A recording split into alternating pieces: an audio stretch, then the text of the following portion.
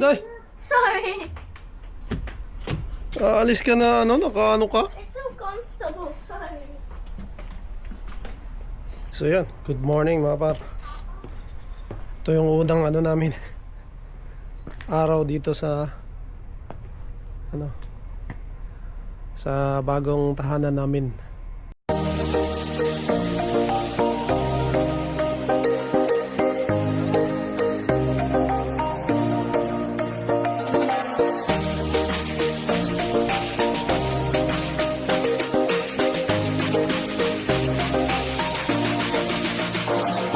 Ito, Davao del Sur, nandito. Oh, Canada! And wala nang base Inday, ihatid sundo ko mga par. So 7:30. Ang oras ay 7:30, alis na kami dahil babiyahe pa, lalakad pa kami doon. Then ayun, samahan nyo kami mga par. Bye! Bye, love you, miss you. Okay. So yan. Samahan nyo ako maghatid sundo kay Ens. Wala nang base Ens Day. Yes.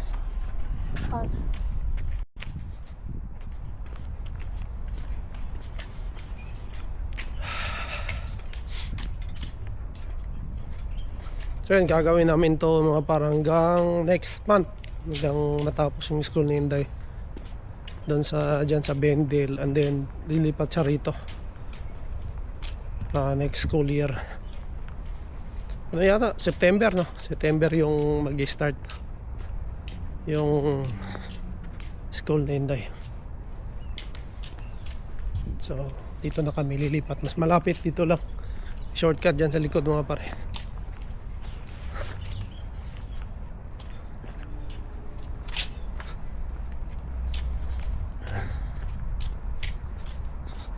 Buti nila magandang panahon, hindi winter. Kaya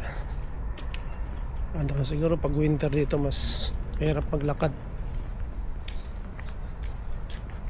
And yung shortcut doon mga par, malamang hindi kami makakadaan pala doon pag winter, dahil malamang maraming doon snow.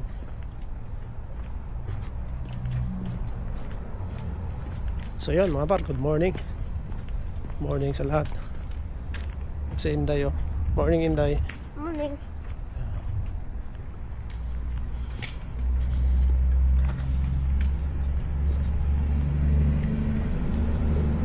And after I draft you up, Inday, I will talk to your assistant principal today. So, I can be a walker? No. No. I will talk to her and then No. tell her that I have to pick you up, so you stop using the bus. Yeah. It's called walker that you have to pick me up from Oh, school. sorry, I didn't Remember know. in That's grade called two? walker. Yeah. Yeah, you pick me up from that. So what should I tell to Miss Wick? Can my daughter be a walker? Yeah. Because we recently moved to a new house that's Yeah. 2 buses away from the school. One bus. Oh, 1 bus away to Yeah. to the school. Can my daughter be a walker? Yeah.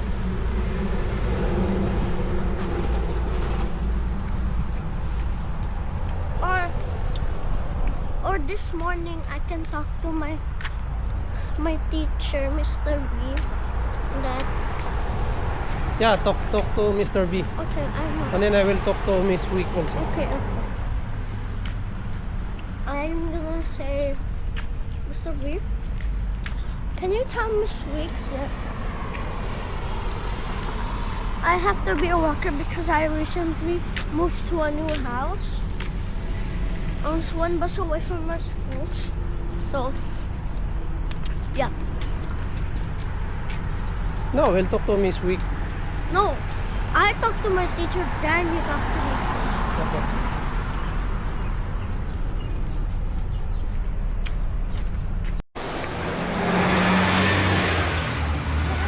Ay, jogging.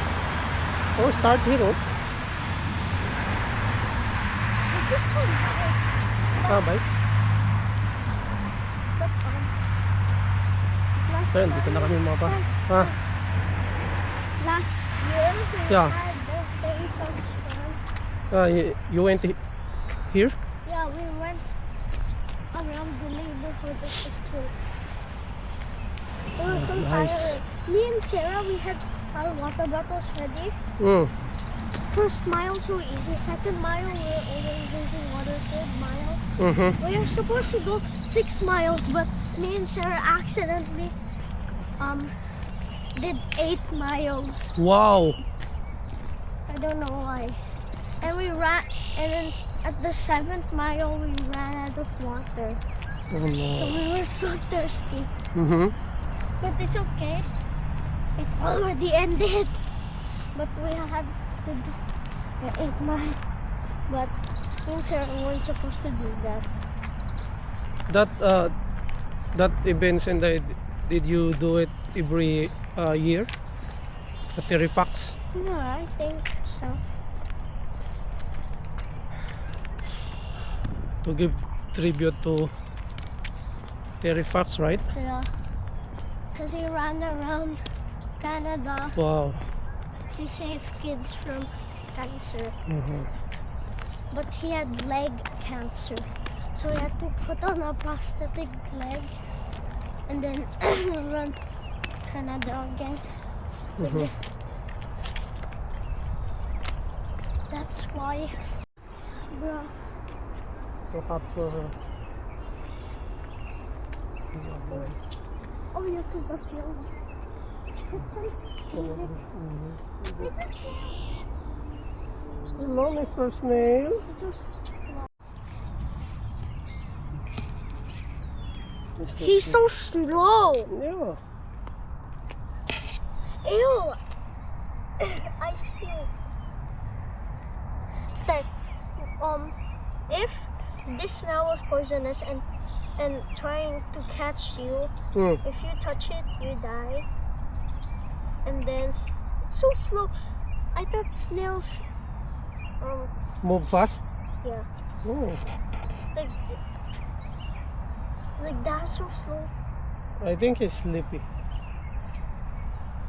Snails are supposed to do like that. I wanna pick him up.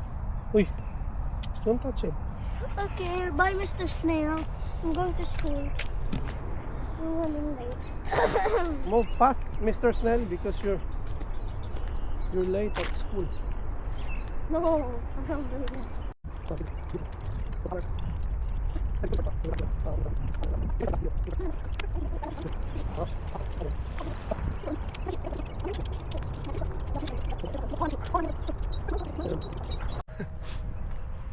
Tulo sipon na. So yan. Naayos ko na mga par. Sa Heaven ano pa? Medyo takot. Ano pa no, nag-aalangan kung saan siya pupunta, hindi pa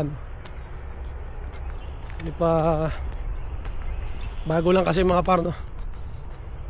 So yan, nakausap ko na rin yung secretary sa school, and then yun, kasi hindi na nga siya magbabas.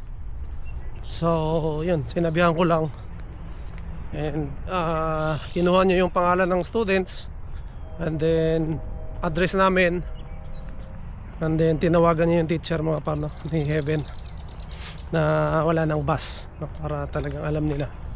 So dapat 2:45 mga par, nandun na ako sa likod. May mga ano rin pala sila kung saan mo pipick upin, may mga door. So yeah, kasi nung nakaraan mga par no, yung nandito kami kina Sir Ali, pinick up namin si Heaven, kasi malapit na yung bahay ni Sir Ali dito hindi ako pinayagan mga par, dahil hindi pwedeng pick upin ng ganon lang no, na kukunin mo siya. So yun, safety pa. Kaya ang ginawa namin, pumunta pa kami doon sa bahay namin and hinintay namin yung bus. Tsaka naman ginawa sa Heaven dahil hindi sila pumayag na kunin ko na doon sa Heaven. So, dapat talaga mga par ipaalam sa kanila para alam nila. Kanya nakakaano no, safe talaga yung mga bata rito. Hindi basta-basta ibibigay sa kung kani-kanino lang, kahit parents ka pa. Basta hindi ka nagsabi sa kanila, hindi talaga nila ibibigay. Which is napakaganda mga par, dahil ano mo talaga na safe yung bata. So yun lang, pauwi na tayo kasi may gagawin pa tayo mga par. Magano pa tayo, arrange to. Bubumbahan pa pala natin yung ano ko pa ng hangin yung scooter ko mga par. Dadalhin ko ngayon sa gasoline station kasi flat siya, so kailangan ko ng hangin para pwede na tayong mag ikot-ikot. Yung magandang palita dyan. So uwi muna tayong bahay and then may gagawin pa kasi tayo mga par. I-arrange natin yung mga kalat pa, ang dami pa mga par. So yun, dahan-dahan lang rin yan, matatapos din yan. So yun lang mga par, dito na ako sa bahay. Daan sa may mga gubat. Ganda ng neighborhood dito. And then kahapon pala mga par, may sinakyan kaming Uber. Then kasi may mga sinakay pa kaming mga gamit doon sa namin, unit namin, naglinis pa kasi kami doon, no? So, sabi ko kasi na sa basement kami nakatira galing dyan sa condo. Sinabayan niya kami na maninibago daw kami dahil pag may mga bata raw sa taas ng basement, sa taas ng bahay, talagang maingay. Hindi katulad sa condo raw na talagang tahimik, maganda, no? Pero yan, sabi niya, pero depende sa condo, lalong-lalo na daw kung luma. And then yan, sabi niya, tingnan natin yung condo mo kung goods ba. And then yun, inatid niya kami rito. Sabi niya, swerte daw kami dahil maganda raw to, dahil bago pa yung mga bahay na mga par. Nung naglipat tayo, napakahirap talaga ng maglipat. So yun nga, buti na lang may mga kaibigan tayong handang tumulong sa atin, no?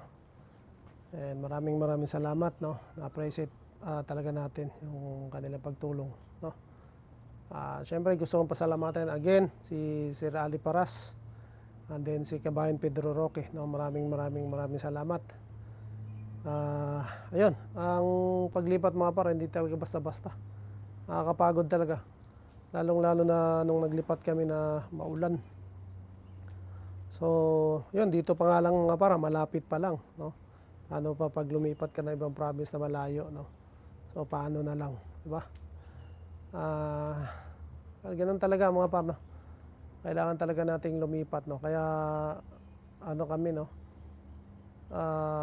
Dapat hindi talaga, yung lesson learned mga par, dapat hindi ka talaga mamili ng mga gamit, no? Lalong-lalo na yung mga par, yung bed frame, no? Buti wala kami, so nilalatag lang kasi namin yun sa sahig, no? Kung may bed frame pa kami, mas malaking problema dahil matrabaho yan, no? And then malamang sa malamang pag hindi kinuha nung kasunod mo, no? Yung susunod sa inyo, ikaw magtatapon nun, no? Dahil basura mo yun, problema kung saan mo itatapon, yun yung problema dyan. Buti na lang wala kami nun. So dito nga sa tinitirhan namin, may bed frame sila. Kaya nung umalis din sila, hindi na nila dinala, no? Iniwan na lang nila, no? Sabi ko naman, dyan na lang dahil yun na lang yung magiging rin namin ng kama, no? And Hindi rin namin alam kung hanggang kailan kami rito. Pero sa tingin ko mga par, magtatagal kami rito. Kasi okay naman, no? Maganda naman dito talaga and very mabait yung may-ari, yung landlord din dito. And ayun. So sabi pa nga niya sa akin na yun nga, mahirap daw din maghanap ng renter, no? Siyempre pinipili rin niya dahil yun. And then yun nga, yung ano pala mga par, no? May tuloy ko yung kwento nung yung overdriver, no? And yan, sabi nga niya sa akin na maswerte daw kami at dito kami napunta, no? Dahil yung ano daw dito, yung mga bahay dito bago pa raw to. Sabi din naman ni Sir Ali ng mga bago to dahil nakatirad daw yung kamag-anak niya rito eh. So siguro ano daw, wala pang 10 years to, mga 5 years pa daw to mga pare, yung mga building dito. So swerte kami, no?